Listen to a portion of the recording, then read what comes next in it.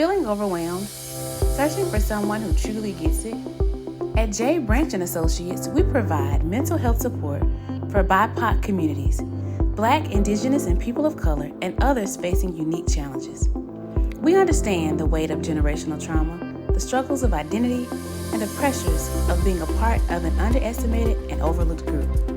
At J. Branch and Associates, therapy isn't a one-size-fits-all. We create a safe, culturally aware space where you can feel seen, heard, and understood. Finding a therapist who truly fits you matters, and that's exactly what we're here for. Our team of highly trained licensed therapists bring compassion, empathy, and real-world experience to help you on your journey to healing and growth. We're committed to helping you become the best version of yourself. Ready to take the next step? Visit us at www.drjbranch.com for more information, or call or text 404-436-2540 to schedule your free 15-minute consultation. You can also book your first session today. Thank you for choosing J. Branch and Associates, therapists of color providing exceptional care to BIPOC communities, quality service, exceptional care from authentic professionals. Three parallels. Yeah. Three parallels. Yeah. Three parallels. Three Parallel Podcast. Come take this walk with me. Welcome to the Three Parallels Podcast with your host, Dr. Jason Branch, where we discover who we were, who we are becoming. And tonight's guest, this morning's guest, this afternoon's guest, whatever time it is where you are, is one of my favorite guests. Why? Because this man has helped me become this version of me. So I want to share, Dr. Michael Brooks is coming to the building. Now, before I let him in here, right, I got this Hello Hustler background for a reason. He is a hustler when it comes to this profession in the most legal and professional way possible. So he's found a way to make a career out of serving, out of giving, out of helping, out of evolving and innovating this profession, especially for people of color. And I had an opportunity to work with him as an advisee, as a student during my master's program. And now here we are full circle, and I have him serving as a guest. So I'm excited because I know he got gems to drop. So get your scales journal, get prepared to take these notes, because I'm telling you, he's going to hit you in the head with a honey bun. Ladies and gentlemen, I would like to bring to you proudly, Dr. Michael Brooks, man. Welcome to the show, baby. Thank you. Thank you so much. I'm jealous because I get my microphone in here so I can get it looking like yours. It's all for the looks, baby. It's all for the looks. I get my microphone. I want a microphone like that. Man, thank you for being here. I share the story all the time of like me seeing the first Black male counselor educator was in 2007. Me meeting or seeing the first Black male professor was in 1993 from a movie called Higher Learning. That professor was played by his name was Maurice Phipps. He was played by Lawrence Fishburne. So that's the first Black male professor I ever saw in life, which was a movie. And the second, which is the first, was you in 2007. So that was my experience seeing a Black male in the profession. I'm just curious for you, what was your journey and your experience to get to where you are now? To get to where I am now, the journey, I'm thinking back to, so it's funny you talk about the journey. My mother's upstairs cooking dinner right now. She's in North Carolina with us. And I'm going to answer the question. I'm going to go backwards. Okay. My mother was a guest lecturer in our advanced multicultural class last week.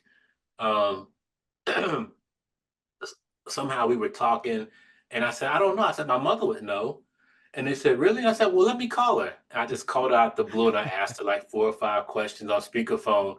And I have my students journal about every class experience. So they wrote about what it was like talking to her. So, everything kind of starts with mama. At least a lot of it does. I'm from a single parent household. I refer to myself as my mother's only begotten son. And we grew up in Orlando, Florida. I grew up in Orlando, Florida. She did too. And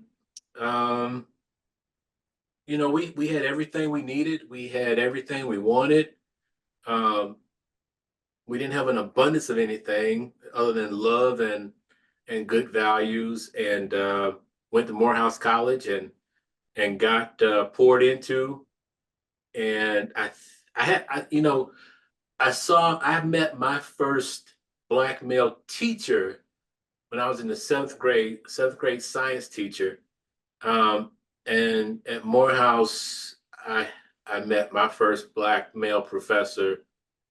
Um, and then came back, still trying to figure it out. It didn't quite know what this was going to be, this version of me, and went back home trying to get a job, and got a job, and then enrolled in grad school, got motivated and encouraged to apply to the PhD program.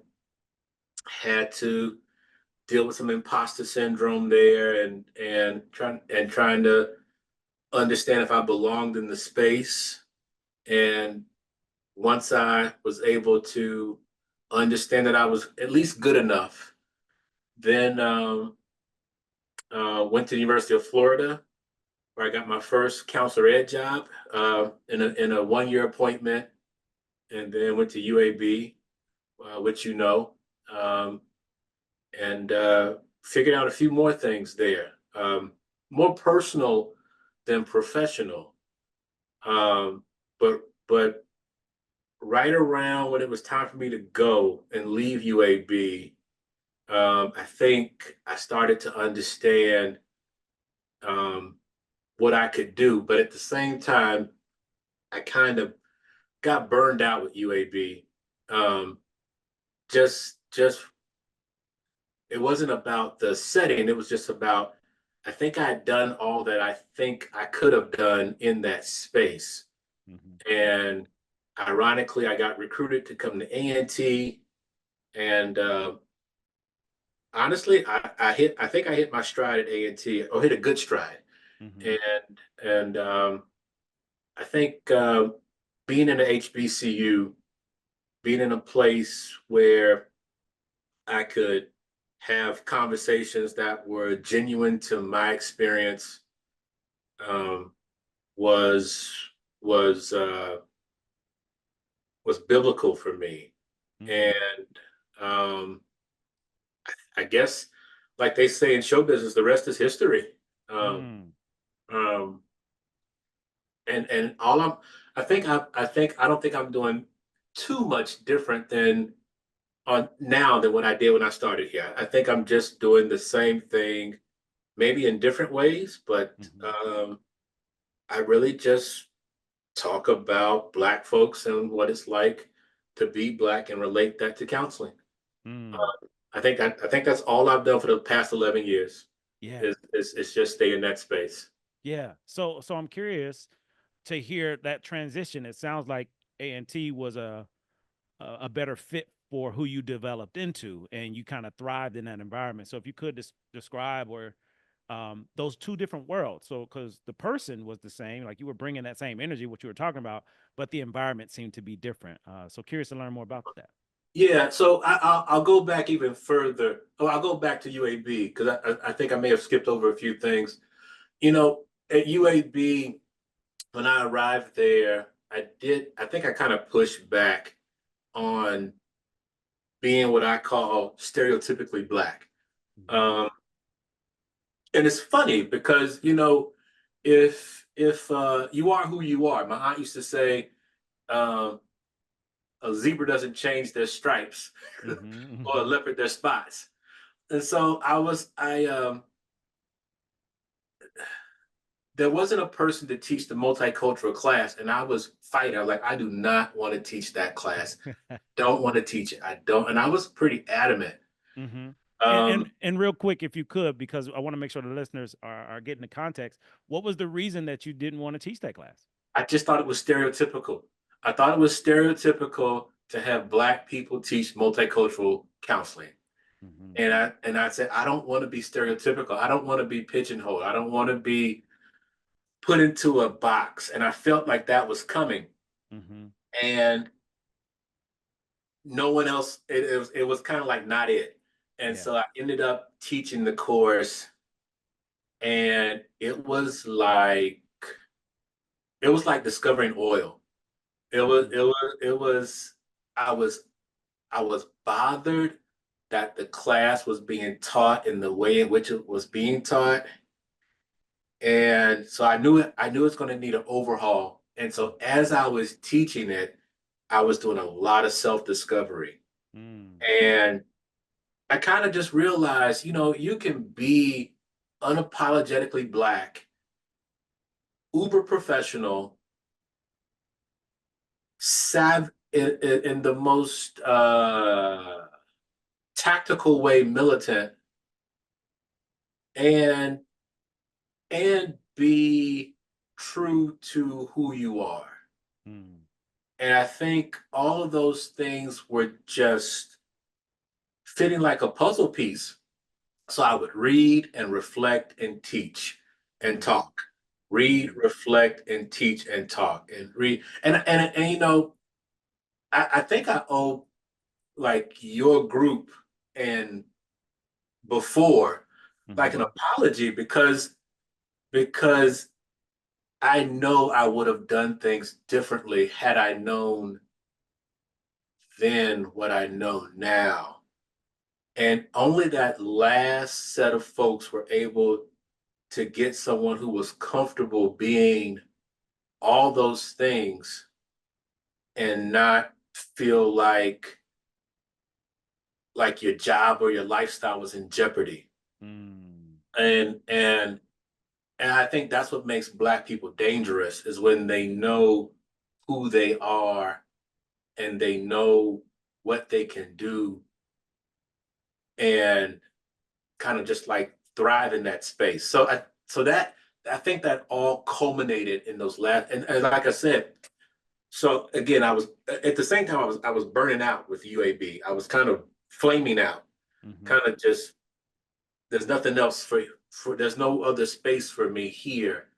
Um, and in my mind, I was going to go off and rediscover myself, but A&T called, and that was like moth to a flame. And kind of just well, I can go do this now. I can go. So now I can even mushroom cloud even more. I can do these things and have greater impact. So that's how that happened.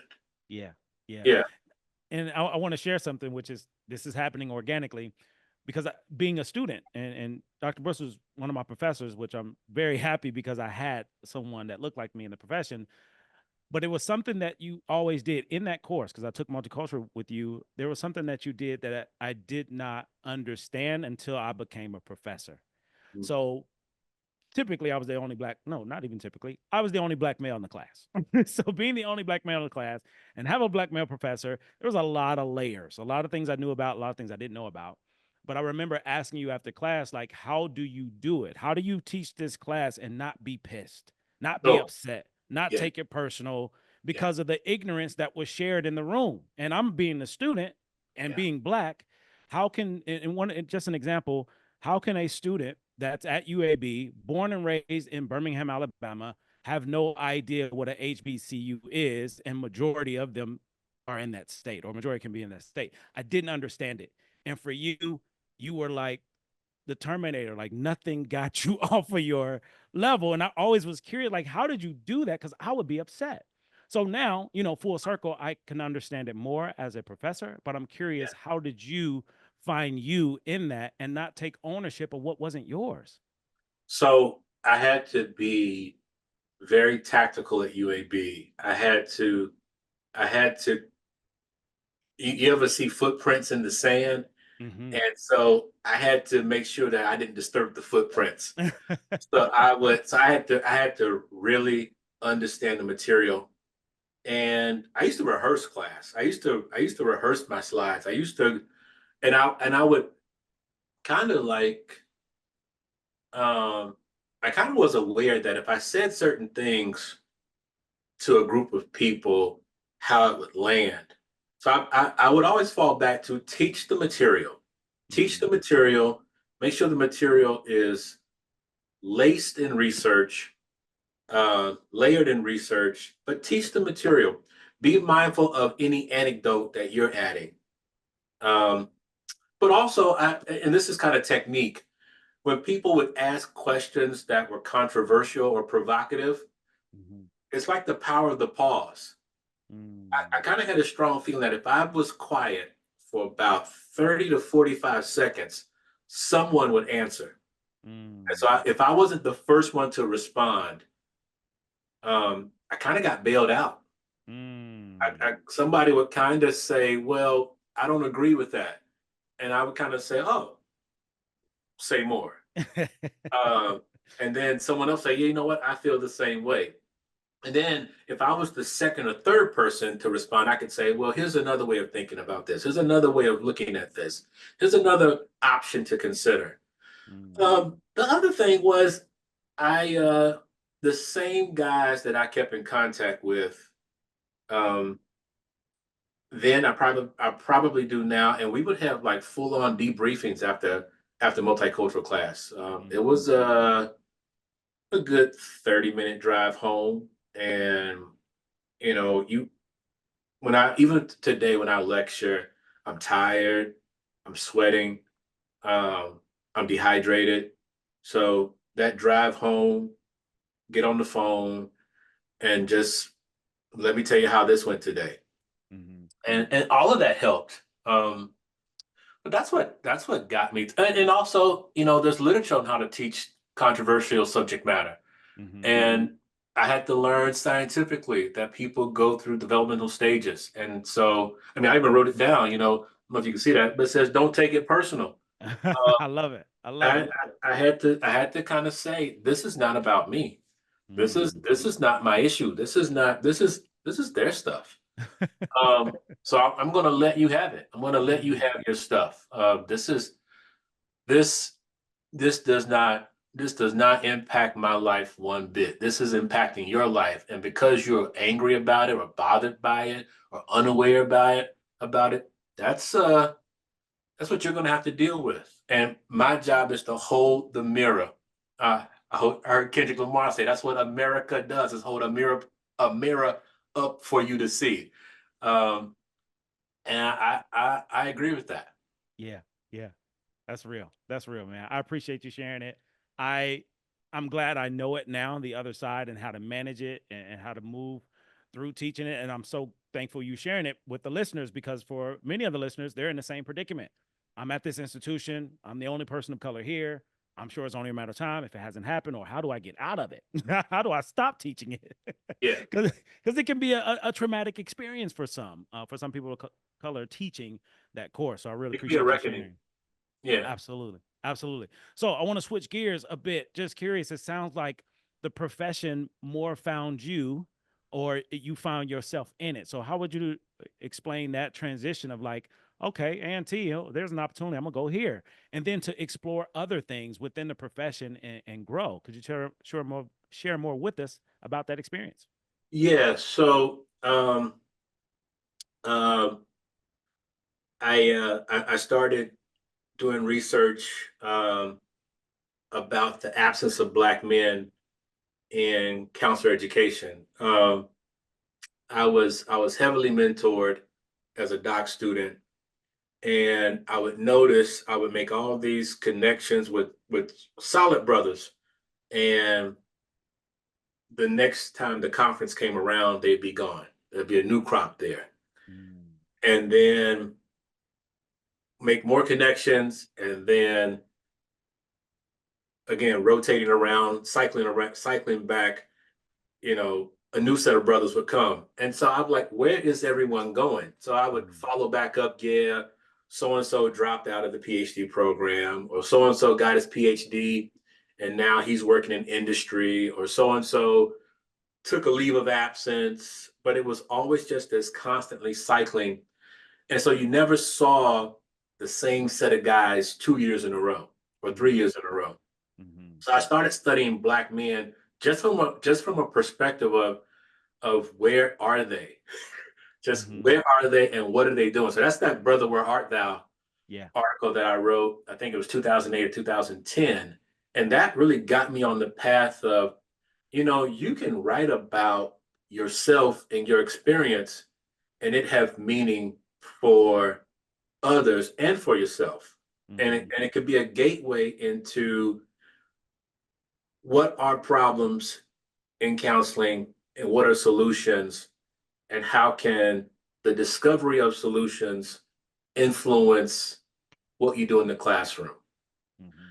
And so again, A&T, and that catapulted me into the work I did with the Black Male Retention Program at UAB and catapulted me into working at A&T.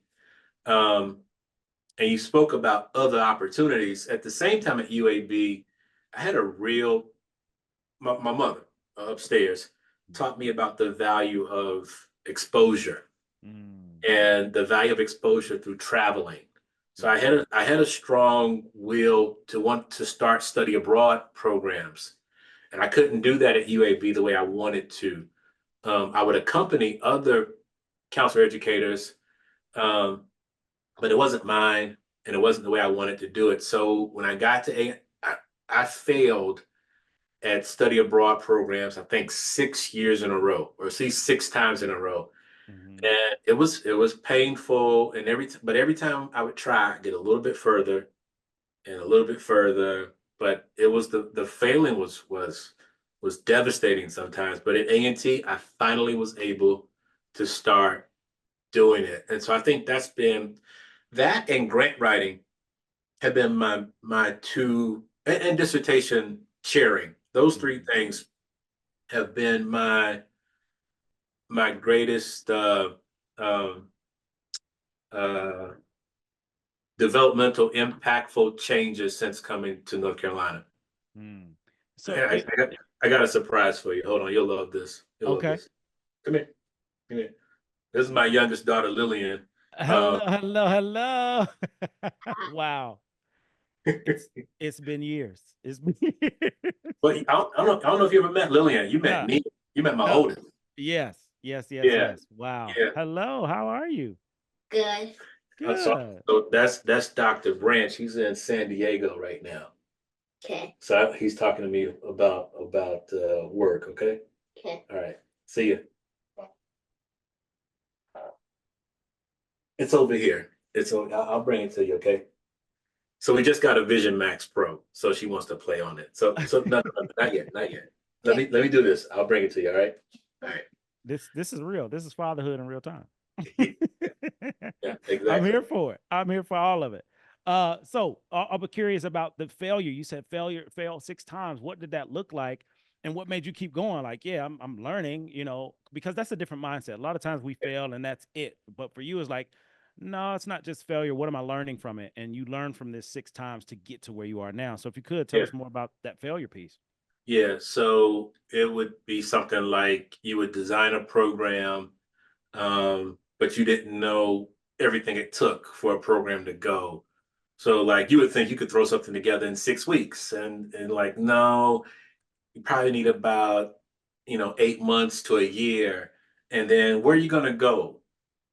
Is always a hard decision, and there's some very practical questions you have to answer. Do I want to go someplace hot? Mm, Um, I may not have been to many places, so where do I want to go? Where am I comfortable? I don't know language. I don't know what to do. I don't know how I'm going to fulfill activities for 6 months, a year, or whatever. Safety, like all those things just have to be kind of fleshed out.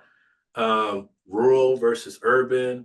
mm, And so I think all of that took time.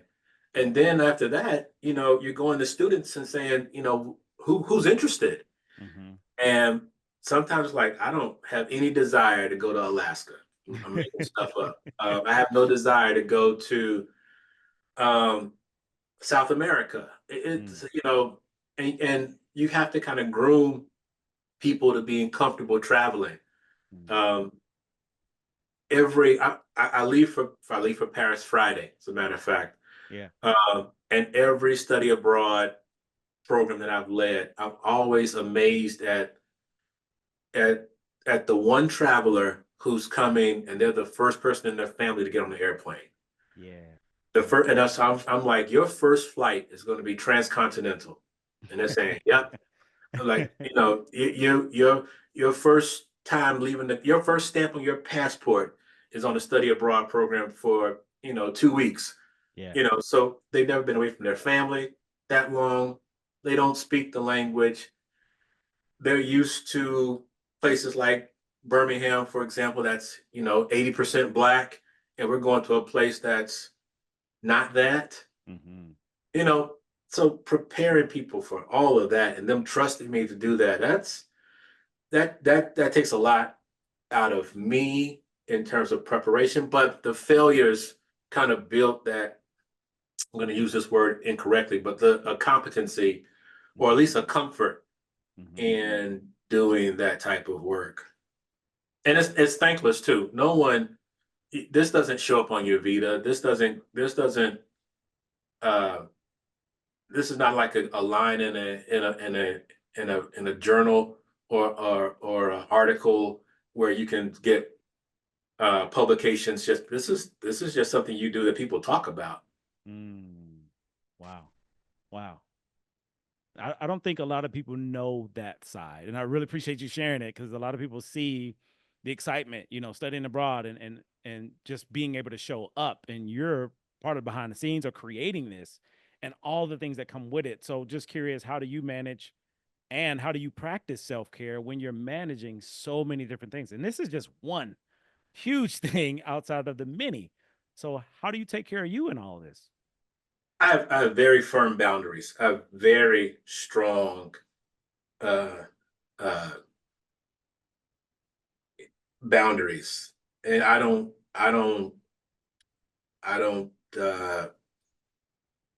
negotiate them for little to anything. Um, I've been a participant in counseling since it was required of me as a master's student. So I've done that. I have hard breaks that I take. I will. That's enough for the day. Shut it down. Um, my family, they've always supported me, and they've when I've been tired, they've taken over. Um,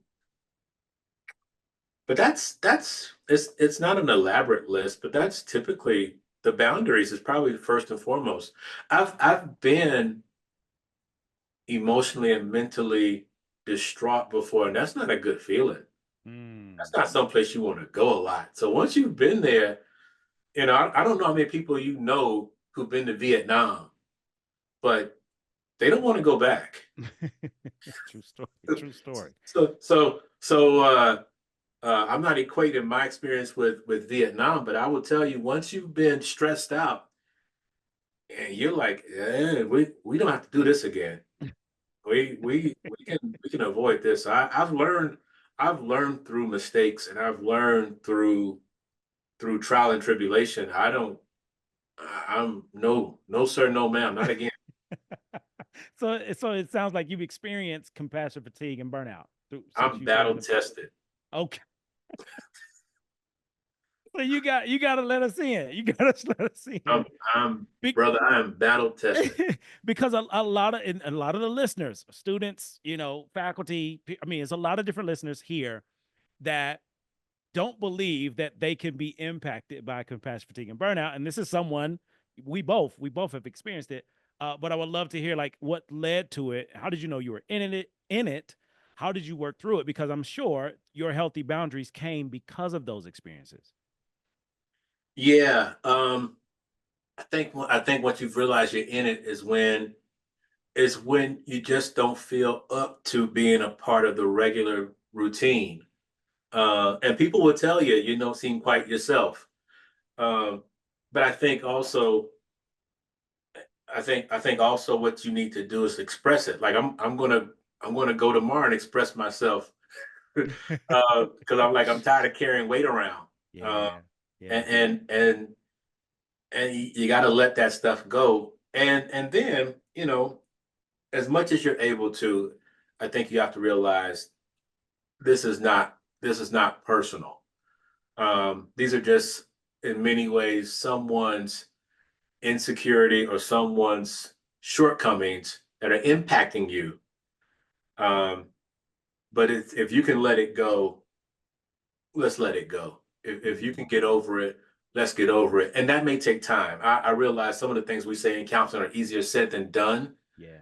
Um, but I do firmly believe that in time, all things will work themselves out. In time, if you keep living, something will be more important than that thing.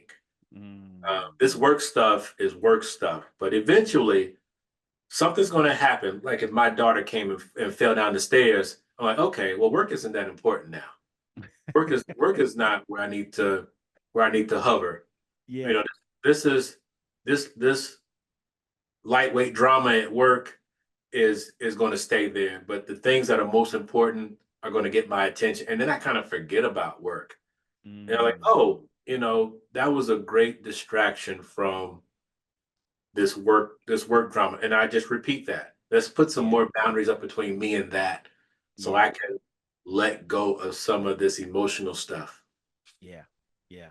That's real, man. And that's good stuff. Again, to the listeners, I hope you got your journals out, taking these hints, these moments, these breadcrumbs. And that's what I call it. There's a lot of things that's placed in front of us, that's around us. Sometimes we don't notice it, but if you do notice it, pick it up. Pick it up. So switching gears a bit, I'm curious to learn more about just navigating academia, especially if you and I can relate to this experience of not having a lot of Black men in this profession, or that we see, even going back to your original work. How do you navigate these spaces as a Black man that may be predominantly white? And that probably not at A&T, but the profession as a whole. So how do you navigate these spaces? Yeah, I think ironically there aren't many Black men even at A&T. Uh, Mm, I don't think there are a lot of Black men in education. okay. I think if you wanted to go to a profession that's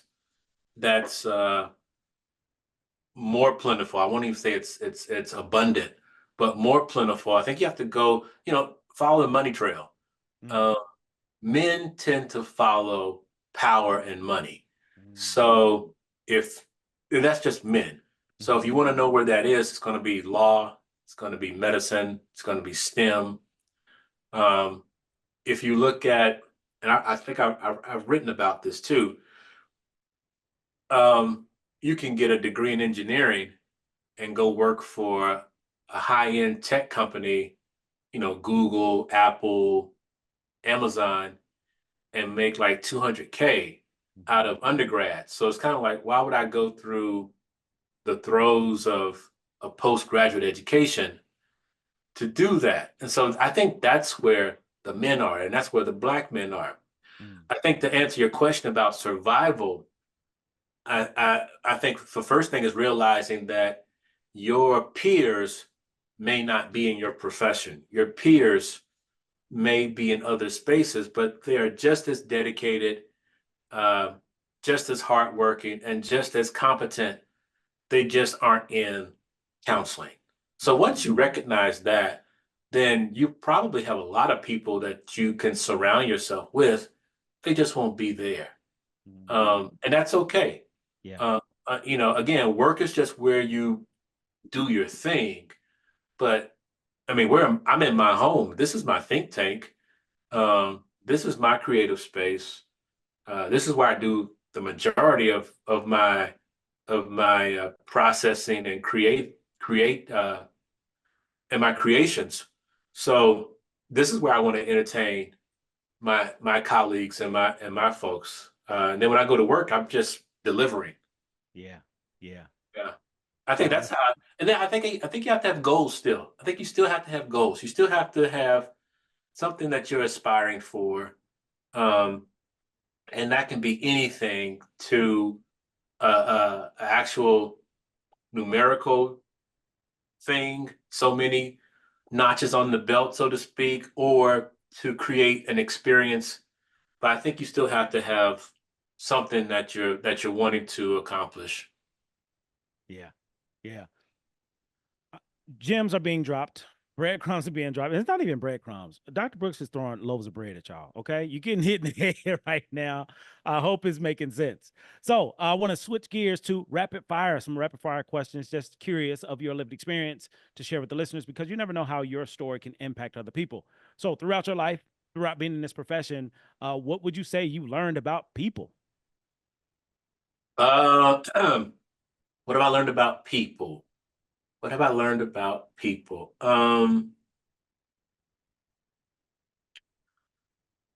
I've learned that sometimes success is lonely. Um, I've learned that everyone doesn't have your same level of dedication, and that's okay. That is totally okay. As long as we all know who we are going in. Um, I've learned that if you want something to happen, sometimes you have to just be the most dedicated person in the group. I've learned that leadership is more likely to be servantship. Uh, if you are the head, whatever, if you are the chair, whatever, you're probably more likely to be the lead servant than you are facilitator. Uh, you need to be willing to do the heavy lifting and not just sit back. Um, um, I think that's been the main things that I've learned. But yeah, the loneliness is real. Be comfortable working by yourself. Be comfortable. Be comfortable allowing your dedication to uh, to guide you, even if it's in the absence of a group. Um, I heard somebody say some people grind. Some people go away to grind. Mm, Where some people come out to show what they've done. Some yeah. people like, no, I need to go away. I need to go into my hole and do my thing. Yeah. I think I've learned that. I've learned that I need to be comfortable being by myself sometimes. Sometimes. Not all Yeah. the time, but Yeah. sometimes. I love it. I love it. So, who would you say who is or was your hero and mentors, if you have them? I definitely have them. Um,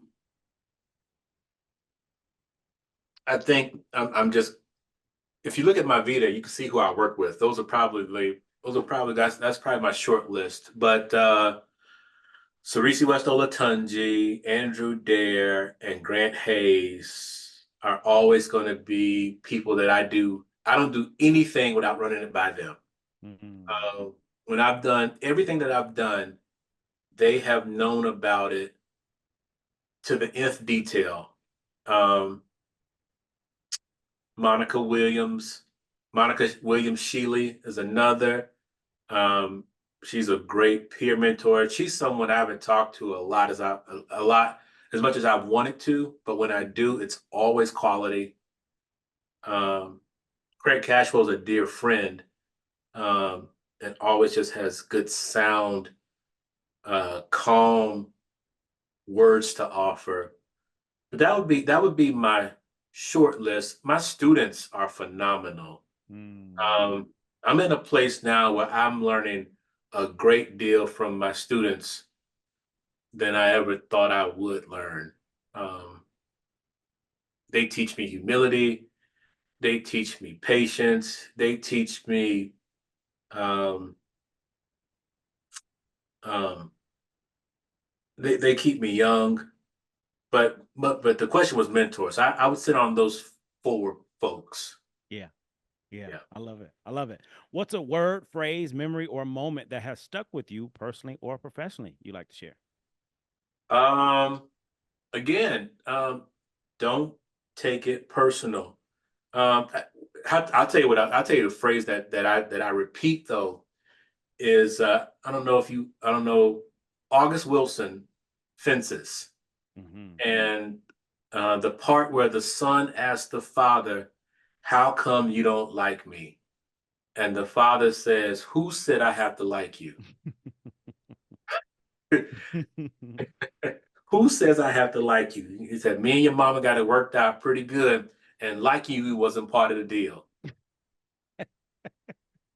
Yeah, and I think we get caught up in that. We think we get caught up in I want to be like. I think being liked is a wonderful thing, but being respected is all that you're owed. Ooh, powerful, Yeah, powerful. yeah, yeah. Being respected is all that you're owed. I tell my students a lot in the most humbling way. What you think of me is none of my business. Y'all heard it here first. You heard it here first. Yeah. And likewise, what I think of you is none of your business. But I owe you an education, um, and I think you owe it to yourself to give a decent effort. But our opinions of one another are unprofessional, and I mean they're nice if they can grow there naturally, but I think that can be used as a weapon against me and against you. So let's be respectful. Let's be respectful. Oh, good. Dropping gems, dropping jewels. Hope y'all paying attention. We got some more. Interesting fact about yourself that people wouldn't believe or you don't share a lot. Oh, I don't share a lot. Um,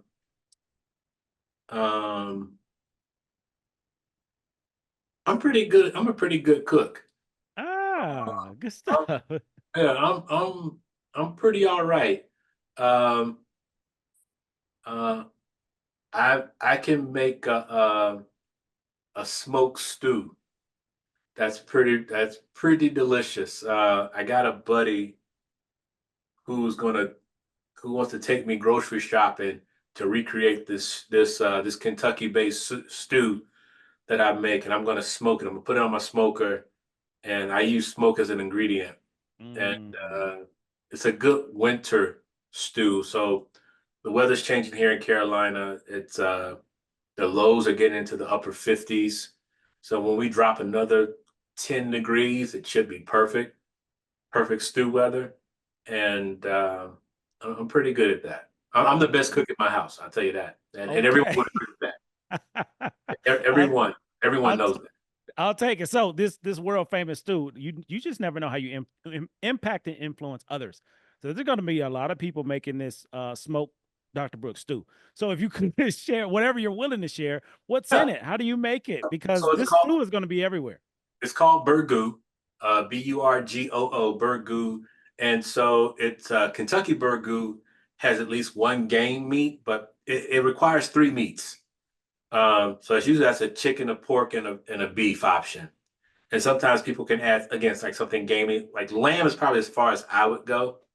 Um, but you need a tomato, you need your holy trinity, your celery, um, you can use okra, um, maybe a carrot, an onion, tomato paste, and then a couple of beans. And what you could smoke the meat, or you could actually smoke the whole thing, and it just sits for 3 hours. And spice it up. Um, the fat from the pork is going to be where your flavor is going to be locked in, and heavy garlic, and let it sit, man. And the magic just takes over. Oh man, I love it. I love it. Listen, this is the Three Parallels podcast where you may end up with recipes. Like you just never know what you're gonna get from this show.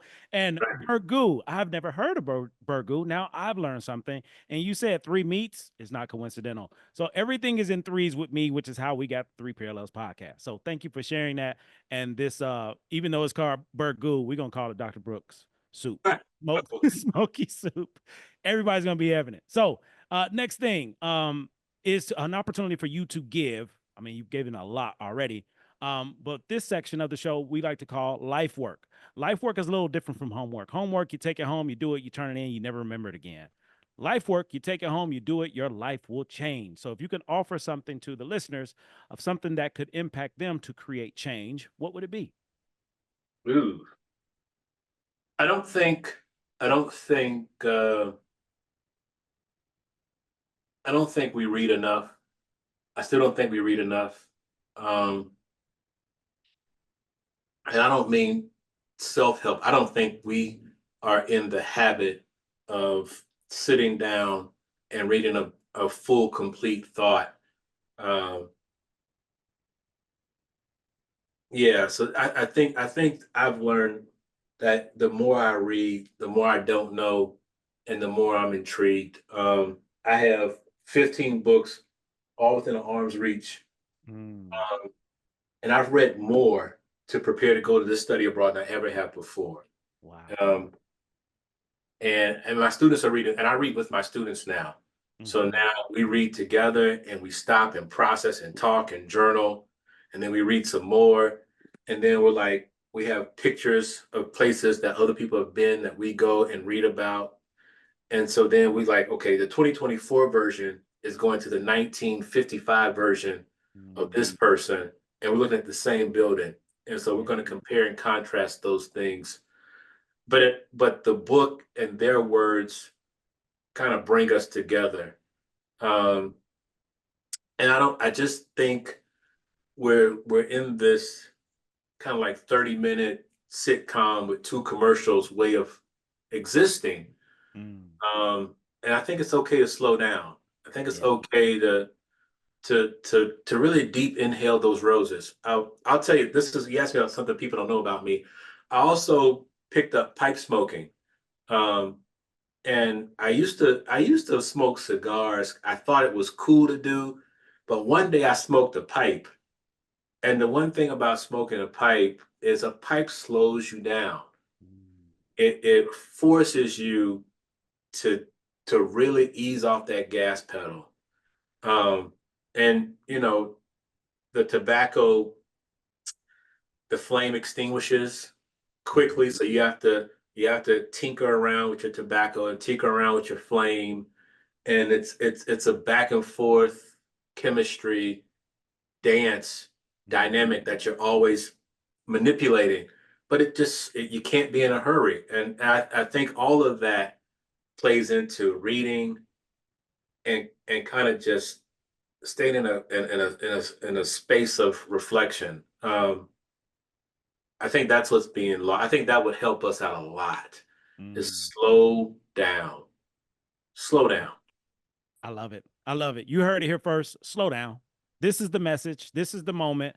So it's not a coincidence. You're hearing this right now. And I'm sure the person who's listening to this right now is probably doing multiple things at once. So Mm. slowing down is actually focusing on one thing at a time. So thank you for sharing your truth. And thank you for being a guest on this show. Is there anything else you want to share with the listeners? Anything you want to put out there? And if people want to get in contact with you, what's one way they can get connected or several ways Yeah, they can get connected? sure. Dr. Mike 1911 is the Twitter handle. mbrooks1 at ncat.edu. mbrooks, the number one, at ncat.edu is my email address. Um, if these are counselors or counselor educators, please come up and grab me and let's sit down and chit chat. Um, I think I apologize in advance for not remembering names. I always remember the faces, but I don't remember the names. But I also say, I invite anyone to establish a meaningful relationship because once it's meaningful, I will remember your name. But if we only meet at conferences, we have to reintroduce ourselves a few times for me to make that impression on my brain. Um, what I leave people with is be true to yourself. Again, you are who you are. The zebra does not change their stripes, nor the leopard their spots. Love it. Love it. Love it. Love it. Thank you. Thank you. Thank you so much for blessing the audience, blessing me. As you all know, Dr. Brooks, you are my mentor. You always have been, always will be. And Dr. Brooks, for the listeners, uh, I like to give people their flowers when they can smell them. So part of me giving you your flowers, man, you're the reason that I'm here and I'm this person because you set the example. You set a tone. When I was in 2007, when I went to UAB for the first time, I heard about this guy, Dr. Michael Brooks. So the first thing is, let me find out about it. But when I looked online, your CV was impeccable at that time. That was 2007. I can't imagine how many pages you got now. So I saw those pages. I saw the swag, the approach, the attire, the authenticity. You happen to be a part of a Black Greek letter fraternity as well. You went to Morehouse. It was everything about you represented the culture, the community, connection. And I'm thankful to be a part of that. I'm thankful to have the story of how we met and where we are now, and you just being exactly who you are and blessing everyone with your presence, with your gift, with your talent, with your ability. You never know how you impact people by being exactly who you are. My hat's off to you, brother. Thank you. I love you. I appreciate you. Man, those words mean so much to me, and coming from you, I edify them even higher. I think I always try to be the best version of myself, even when it's not the best. I try not to take things for granted. So it means a lot to hear you say those words about me and to share them publicly. I really appreciate that. And I look forward to all of our future interactions and the future engagements. And thanks for having me on the show. If I can be any use to you again, I am here. The good thing about technology is the East Coast and the West Coast can come together instantly. So I am down for all of it. I love it. I love it. Thank you so much. Pleasure having you on the show, and you will be back because we just getting started. We will be back. Yeah, we didn't talk about top 5 running backs or all that. we didn't talk about greatest hip hop artists living. Yes, all of that. Speaking of, I got something for you. I'm curating a playlist, and I'm giving you this live. I'm curating a playlist for the podcast, and I want your contribution on it. So listeners know that at least 3 songs on this playlist comes from one and only Dr. Michael Brooks. So thank you again. It's been a pleasure. And for all of you, if you got something from this episode, don't keep it. Don't keep it to yourself. Not only apply it to your own life, but share it with somebody else. You never know how this show could impact other people. And that's what we're about, making changes, helping you get better, going from those 3 parallels, who we were, who we are, who we're becoming. You all have been great. And as Dr. Brooks mentioned, slow down. Better yet, stop. Pump your brakes. Pump your brakes. This has been the 3 Parallels podcast with your host, Dr. Jason Branch. I hope that you are taking care of yourselves, doing better to become a better version of who you were, to embrace who you are, and to make room for who you're trying to become. Much love. If you need more, holla at your boy. Peace. Feeling overwhelmed? Searching for someone who truly gets it? At J. Branch & Associates, we provide mental health support for BIPOC communities, Black, Indigenous, and people of color, and others facing unique challenges. We understand the weight of generational trauma, the struggles of identity, and the pressures of being a part of an underestimated and overlooked group. At J. Branch & Associates, therapy isn't a one-size-fits-all. We create a safe, culturally aware space where you can feel seen, heard, and understood. Finding a therapist who truly fits you matters, and that's exactly what we're here for. Our team of highly trained licensed therapists bring compassion, empathy, and real-world experience to help you on your journey to healing and growth. We're committed to helping you become the best version of yourself. Ready to take the next step?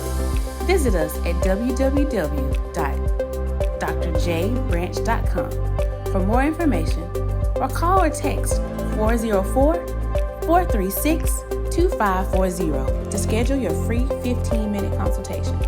You can also book your first session today.